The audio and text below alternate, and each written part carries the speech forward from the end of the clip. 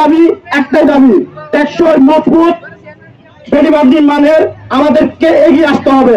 আপনারা সকলে জানেন উপজেলা প্রশাসন এবং জেলা প্রশাসন এই বিষয় নিয়ে কোনোভাবে কোনো কিছু নিয়ে কাজ করছে না।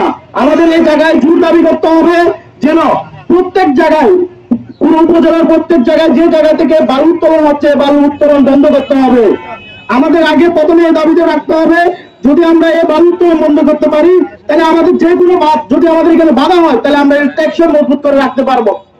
আমরা জানি যে কোন রাজনৈতিক ব্যক্তিগণ যে বালি উত্তোলনের মাধ্যমে দিয়ে তাদের যে রাজনৈতিক পথা চালের মাধ্যম দিয়ে যে বাঁধগুলো সৃষ্টি হচ্ছে, বাঁধগুলো খুবই টেকসই বা মজবুত হয় না।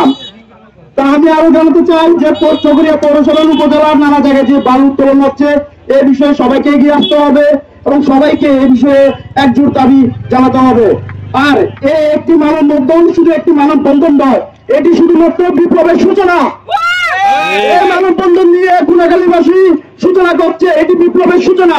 এই মানববন্ধন দিয়ে যদি আমাদের এই কোনাখালীবাসীর মধ্যে যদি বেড়িবাঁধ না হয়, আমরা রাস্তায় রাস্তায় বিপ্লব গড়ে তুলব।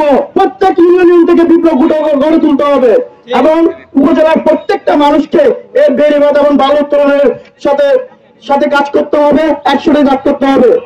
আর কি সর্বোপরি একটা কথা বলতে চাই যে কক্সবাজার জেলার সংগঠক আমাদের খালিদ বিন ভাই এবং সাইদ ভাই খুবই অসুস্থ, সন্ত্রাসী হামলার মাধ্যমে খুবই অসুস্থ।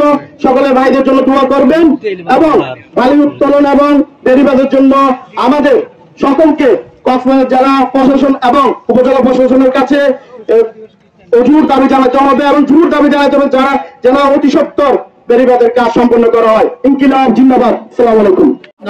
এই কোনাখালী ইউনিয়নবাসী মানে চোখে